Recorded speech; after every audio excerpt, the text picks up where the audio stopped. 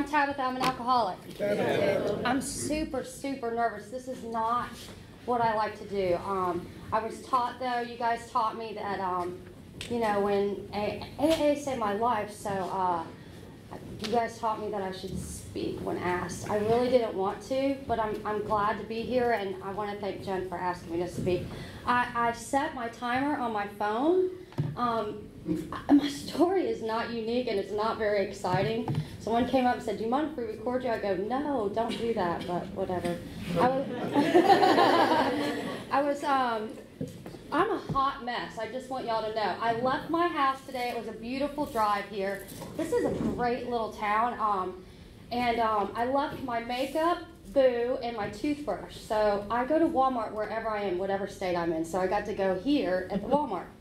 I was talking to my sponsor though on the before I left. I'm staying at a little Airbnb in Pinehurst, and this is what she said.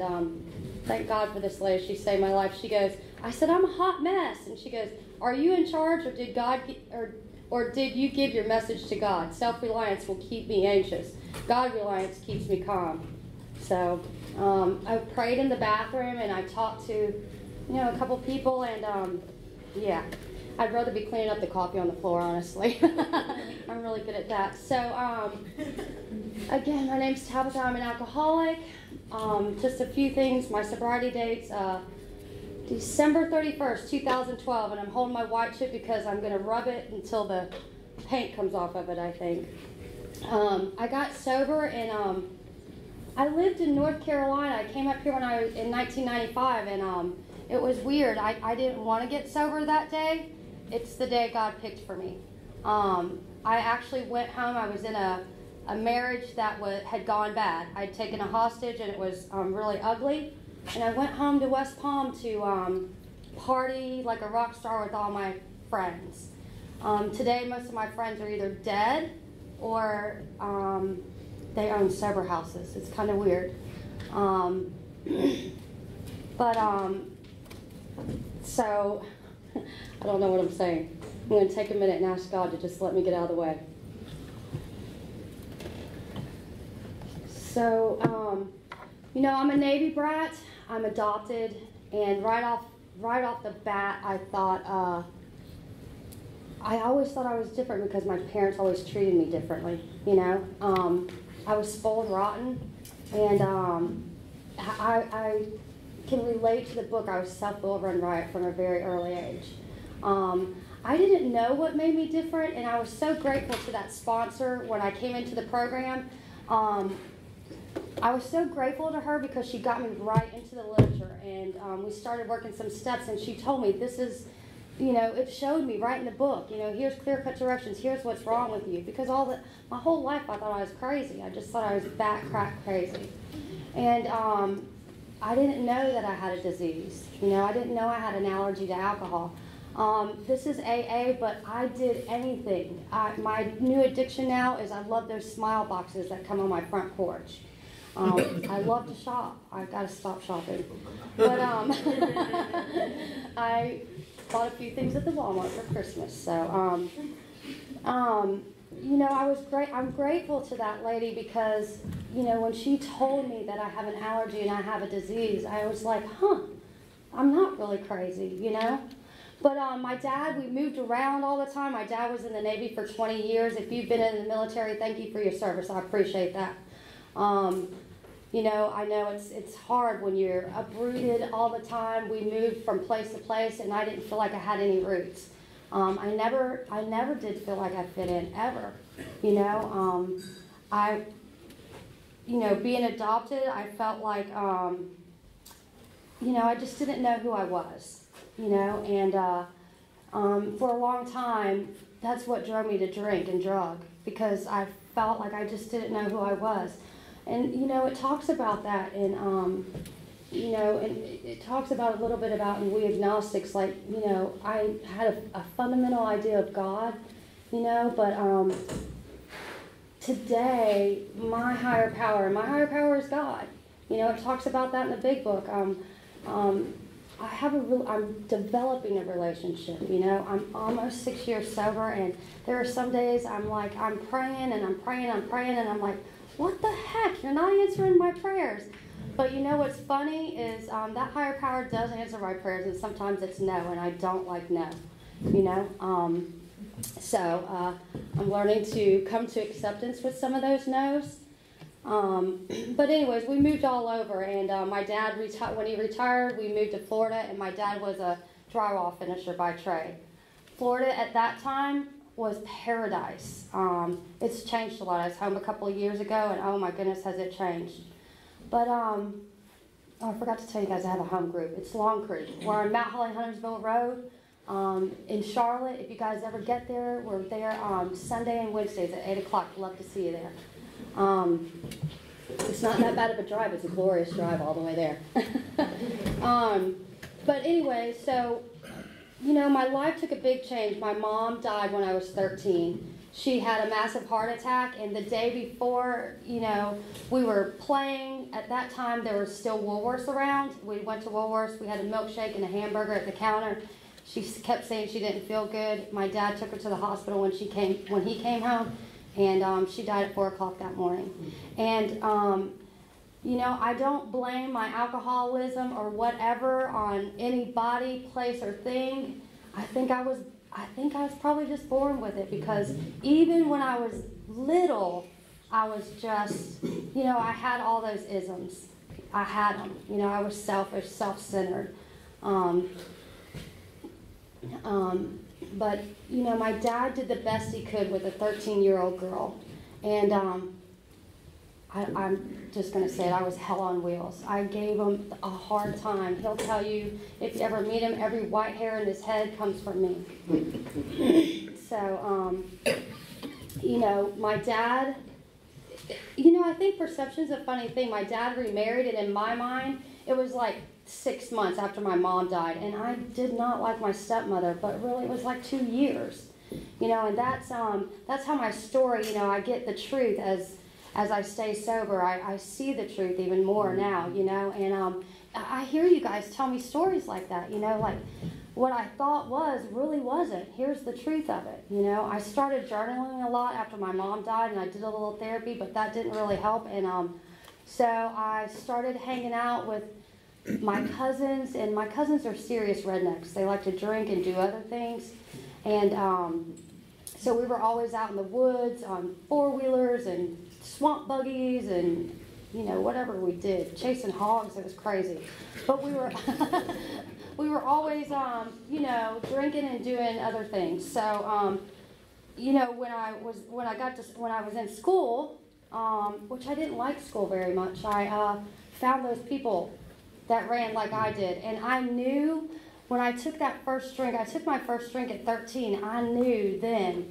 like, oh, you know, it just calmed me down, and I felt at peace with the world, you know. I never could live life on life's terms, and I never wanted to. I was always living in a fantasy world. So, you know, I always dreamed that my parents were going to come back and they were going to be super rich, and I was going to live high on the hog, you know.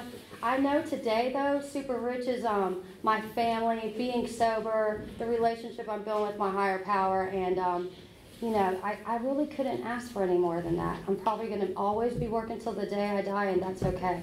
Hard work is it keeps me my feet planted on the ground. But anyways, you know, I ripped and ran for a lot of years. I didn't know how to have relationships with anyone because, you know, I've heard you guys tell me that, you know, when you start drinking, you stop maturing. And I'm just now starting to grow up. Really, I think I'm like 18. You know, I turned 50 this year, and that was a big, significant thing for me. I was like, 50? Wow, where did all that time go? It does go quick. It is like that country song, you know? But anyways, you know, I ran with all those people because I wanted to fit in, and I'm kind of like a chameleon. I'll adapt to anything, you know, to any people, to any situation I'm in. I ran away from home all the time. I would steal, and I would lie, and I would cheat all the time because I didn't, you know, my parents instilled in me, you know, right from wrong, But I liked wrong. I just wanted to go against the grain. I still don't like today when you guys give me suggestions, and I have to go out and just try it for myself, and then I'll come back and say, hey, can I try that? What was that suggestion you gave me? You know, I'm still very stubborn when it comes to that, but I know today that I don't want to keep swimming, you know, I don't want to keep paddling upstream. I want to paddle with the stream, you know.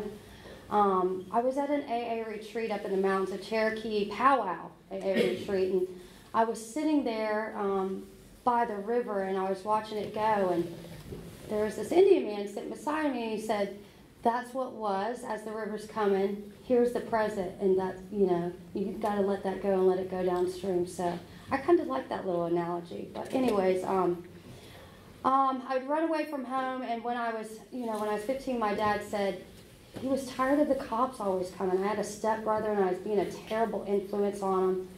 And I had a stepsister, and I call them my brother and sister today. We're still very close. My parents, they divorced, but we're still very close. And he said, you know, if you can't do right, then you got to get out of my house. And that was my dad's tough love. So I knew everything at like 16. I knew everything. I was gonna, you know, I knew the world, and I got out there, and it was hard. It was very hard. I was a squatter, and I did things I'm not proud of, you know, to make it. I'm just going to fast forward because, you know, we're all sitting here on a Saturday night. I don't need to tell you guys how to get high or drink. You guys already know that. We're here together. But I was 25, and I was literally going to die. I was drinking myself to death, and at this time, I had already started, I could not drink. You know, it's like it says in the big book, I'd lost the power of choice. You know, I just couldn't drink. I couldn't not drink. I needed that drink. You know, I always said that I'm not going to be that person who drinks in the morning. All the things that we read in the big book, you know, I started out with Jack Daniels and Jim Beam because that's what all my cousins drank. And I said, well, brown liquor makes me mean, so I changed to, you know, whatever. I just went through the gamut, and so it is like, you know, I would go somewhere and me would come with me, you know. So when I was 25, I was going to die, and my cousin had moved to Charlotte. And he said, Tab, it was Easter weekend, and he said, Tab, why don't you come up here and you know, kind of just hang out a little bit. Slow down. And I'm like, great, North Carolina, slow, you know what I mean? That's what I thought, you know what I mean? It's like, oh, you got country, and I'm going to be out in the country, and I went to Charlotte, and it wasn't really country at all. And the funny thing was, I stayed for a week. I brought one of my girlfriends with me, because I always had to have that hostage or someone who partied like me, you know. So I brought one of my girlfriends with me, and at the time I had worked for Hooters in West Palm, and they had a Hooters in Charlotte. And so I said, well, I'm just going to stay here, because I've always been in the service industry. And I don't know if any of y'all have been in the service industry, but Jesus, man, I mean, you work all night, and you party all night, and you get up and do it again. That was my life. You know, I probably could be pretty well off, but I blew a ton of money on partying.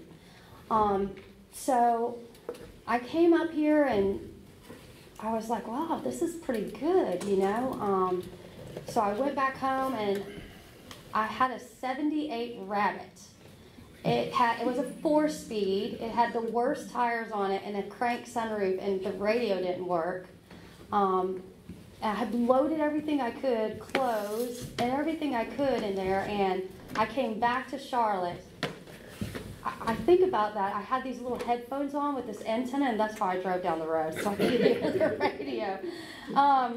But I came back here. I probably wasn't in Charlotte a week or two, and I'd already started meeting people just like me. I took another hostage, and we were together 10 years total, and I decided to marry that hostage. And it was very tumultuous, and you know, I left that. And all through my drinking career, I just blew through people just like the tornado. You know, I would come through your life, I would use you up, and then I'd spit you out. And that's how it was. So fast forwarding, a couple more relationships through there and my drinking. Now I am driving all the time in blackouts. That husband of mine had said to me, can you not drink every day? Because now I had to drink every day. If not, I was irritable, restless, and discontent, and I could not do it. So, there's some years there I don't even remember, and I probably don't want to remember them. I hope God doesn't reveal some of that stuff to me because they were kind of shameful, So I found another guy. I married him. We were together 10 years. I have this 10-year thing. You know how they say that 7-year itch? But for me, it's 10 years. I want to get married on that 8th year and only be with you for 2. I couldn't have relationships. I couldn't have relationships with anyone. I just couldn't. I just couldn't. If I used you up and you weren't giving me what you need, I just kicked you to the curb and rolled on. And so he had asked me, can you drink every other day? And I said, sure I can. And my favorite line is I've only had 2 beers, honey. I've only had 2 beers. By this time, I was drinking just straight vodka. Didn't matter how I got it. It just had to be straight and chasing it with beer. He'd went off to the Dominican Republic and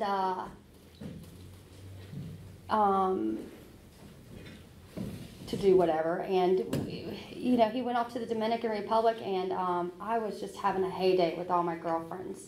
I couldn't be a wife. I couldn't be a friend. I couldn't be a daughter. My dad would come over to our house and I would see him coming and I would look out the window. I'm like, Jesus, what is my dad doing here? Doesn't he know he's interrupting my partying? I would be cooking dinner and I'd be doing shots and then I would make some great dinners. I just didn't remember how I made those dinners. But anyways, he went to the Dominican Republic and, I always wanted to place blame on everyone. I could never hold my own self accountable. And today, that sponsor makes me hold myself accountable. I just got to tell you, right from the get-go, she had me 10, 11, and 12, especially 11,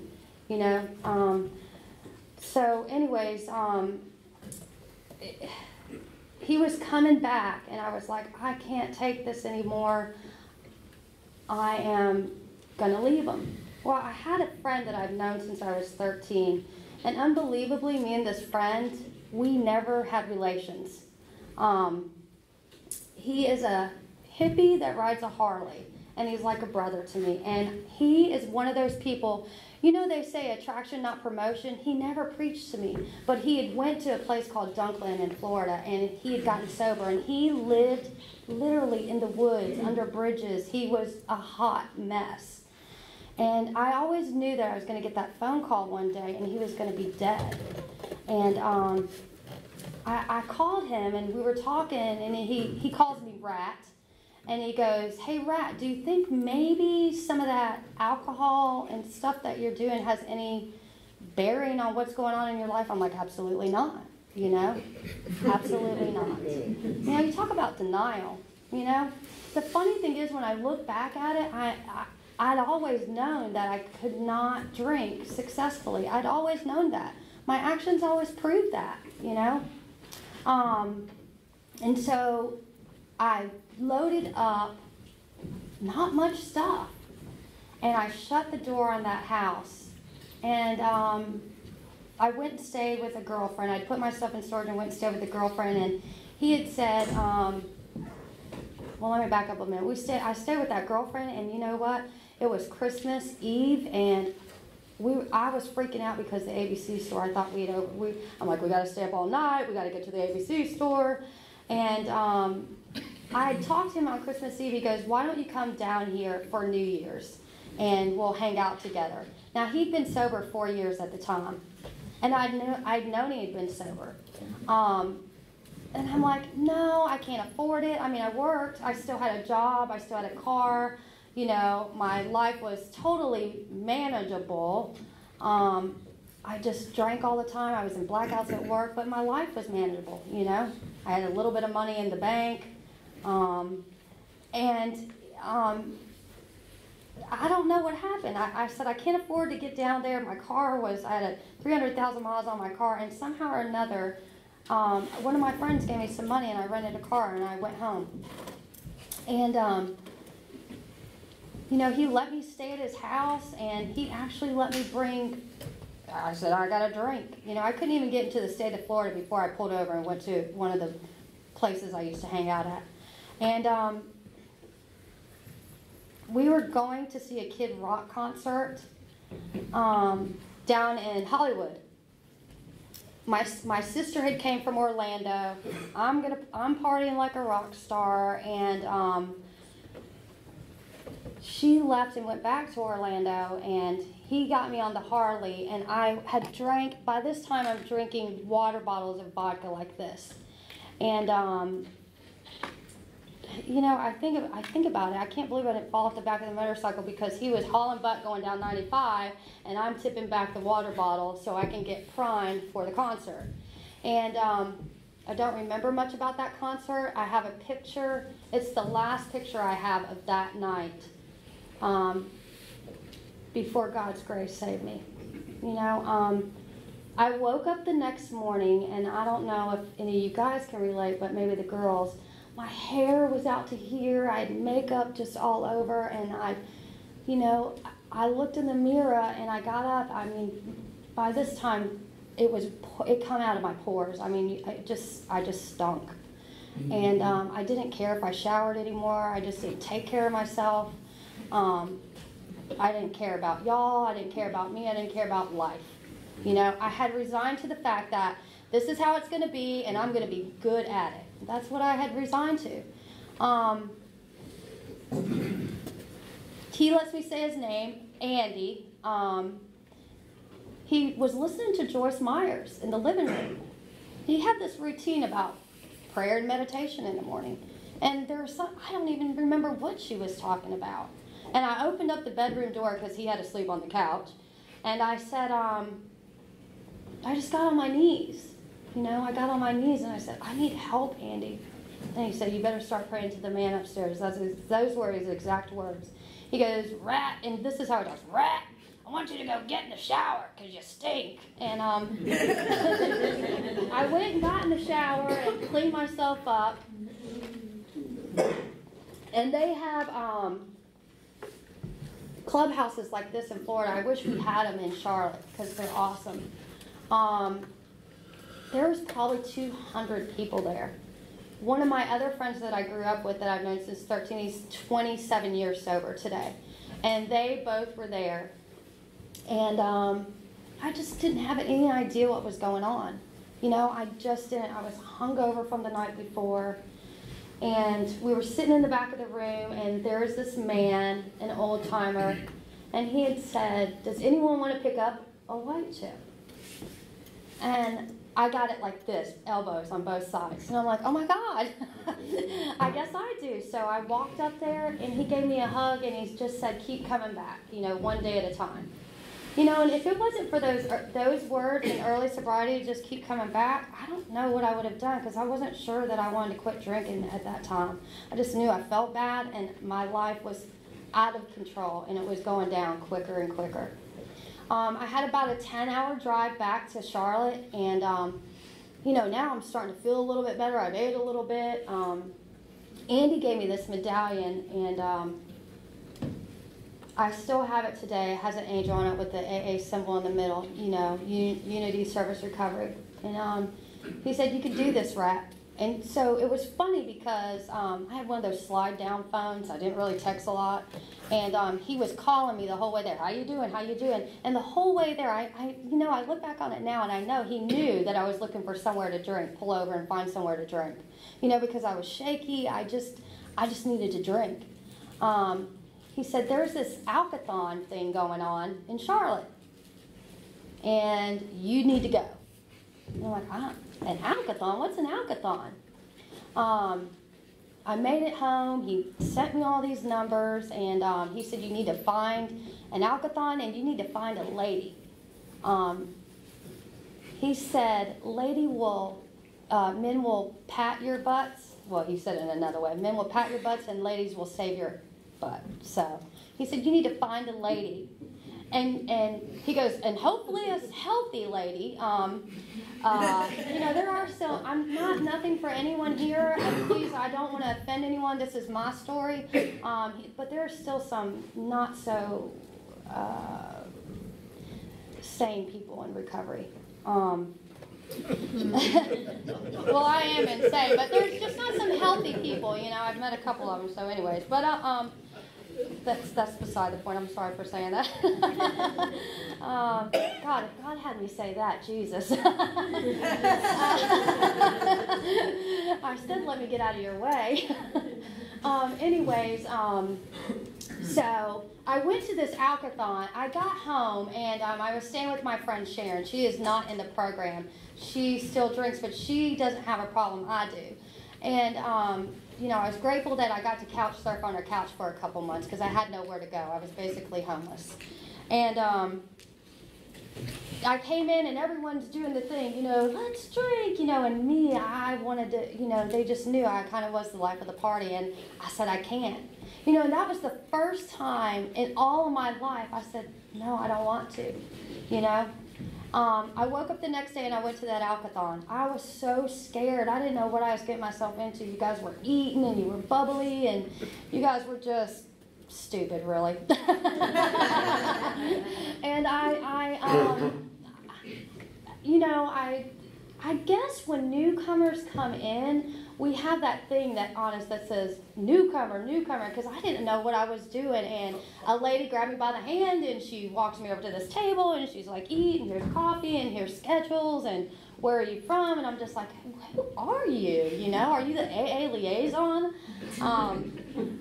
But I sat in this meeting, and there was this man there, and he told his story, and I could relate to that story. I identified with that story. Andy had told me that the whole drive up there. Go to meetings and identify. I wasn't, he said, don't be like, I wasn't like that, I wasn't like that. Just identify with the things you can. And so I identified that. And then he sang a George Jones song at the end. And I was like, I get this. Andy immediately told me to find that sponsor. So I went to meetings. I got a schedule. I don't know if they had apps then, but I got paper schedule. I'm still a paper person. I love books. I just bought $80 worth of books at the bookstore today. I've got a shopping problem, but and I went to this meeting, and at the time, this meeting, it's called Easy Does It, and it was in a bar, Harley bar, which I thought was weird, because you had to walk through the bar to get to the restroom. And there was a lady in there, a little old lady, someone I didn't really have much in common with. But I listened to her talk. When I came in, I had a black hoodie on, and I sat in the back of the room, and I looked at my feet. And she had said something. She talked about, when I came in, I wasn't desperate. I was hopeless. And I feel like there's a difference, because I did a lot of things out of desperation, but the only thing I did right out of hopelessness was come to the AA. That's the only thing I did right out of hopelessness,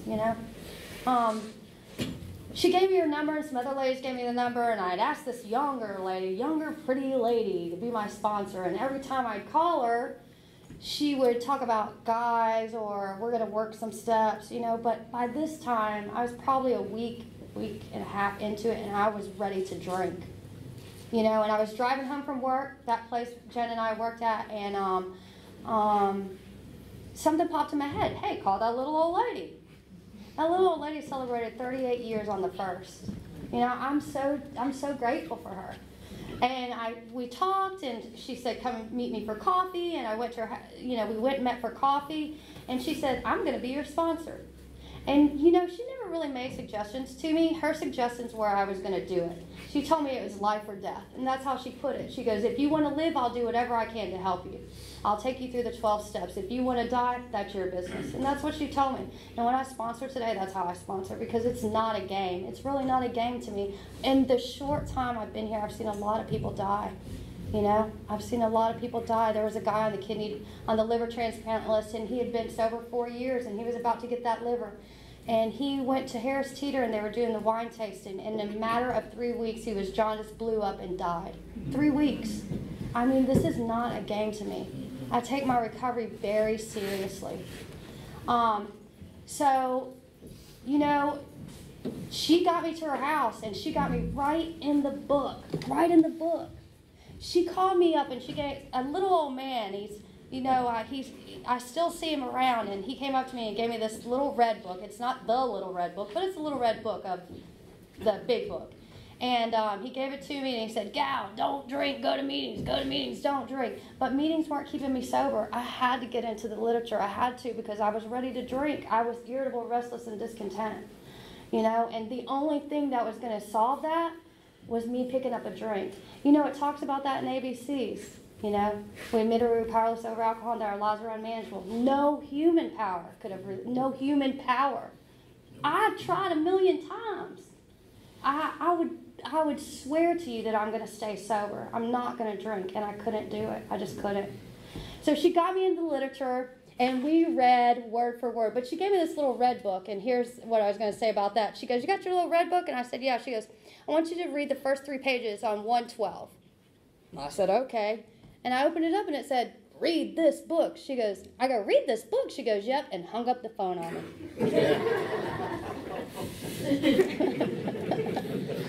You know, I need that still today. You know what it does say, though? I hear a lot of people say I'm a recovering alcoholic. But in the foreword of the first edition, it says, "We of Alcoholics Anonymous are more than 100 men and women who have recovered from a hopelessly seeming state of mind and body. To show other alcoholics precisely how we recovered is the main purpose of this book." She told me to read the black on the pages. You know, I am recovered because I'm so grateful that when I asked, you know, to have that obsession removed, it happened pretty quick for me. You know, and when she got me working into the steps, you know, it's the steps are where it's at. I tell my, I've had a sponsor, she just can't stay sober, and she's unwilling to do the work. If you are willing to go to any lengths, I'm willing to go to any lengths, because I don't want to go back to drinking. My life sucked out there. It sucked, you know. This book has got duct tape on it. The pages fall out. My 12 and 12 is the same way. You know why? Because y'all make me stay in that literature. Y'all tell me. The answers are in the book. You know, the word, it's changing all the time. My sobriety is changing all the time. You know, things that I had highlighted when I first came in are completely different to me today. They're so, you know, you guys used to tell me that, and I didn't believe you. You know, I did not believe you. I can tell you what happens if I would not have started the steps. It says, I can't remember. It says that in there is a solution on page 24. It says the almost certain consequences that follow even a glass of beer do not cry into the mind that deter us, and that happened over and over and over and over. You know, I would say I'm gonna quit, and that same thing would happen over and over. I'm a real alcoholic. You know. So, you know, I worked the steps with her, and I moved away. I was about 2 years sober. I moved away, and I went to Maryland. And, you know, I started doing a lot of traveling because I found out I had all this money now. You know, I wasn't spending it buying everybody liquor and me liquor.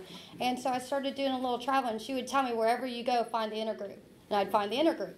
And then I would get a meeting schedule, and I'd go to that meeting. And I moved away to Maryland, and I met some really phenomenal people. I was outside of Baltimore in Aberdeen. Isn't that funny? You know, I'm getting ready to go to the International Women's AA Convention in February with some of those ladies in Maryland. that's what you guys teach me, how to have a relationship, how to, just be the person that God is making me. I am a work in progress. Man, the other day, I got to tell you, life isn't perfect because I got sober. It's not. The other day, I was hauling a trailer full of rock with my truck, and someone pulled out in front of me like I had a slam on the brakes, and I totally went insane. It happens. And then, when I do that 10th step at night, I'm like, Jesus, I was cussing the guy for everything it was worth. I literally put my truck in park. I was going to get out, and 4'11.5" was going to go right to his little butt. And I had to. I don't know where he is, but hey, I apologize, and gosh, I'll keep working on that. But I don't know where I am with this story or what I'm even talking about. But today I get to sponsor women. I get to be a friend. I get to be the daughter. My dad is 80. He'll be 82 in January. And,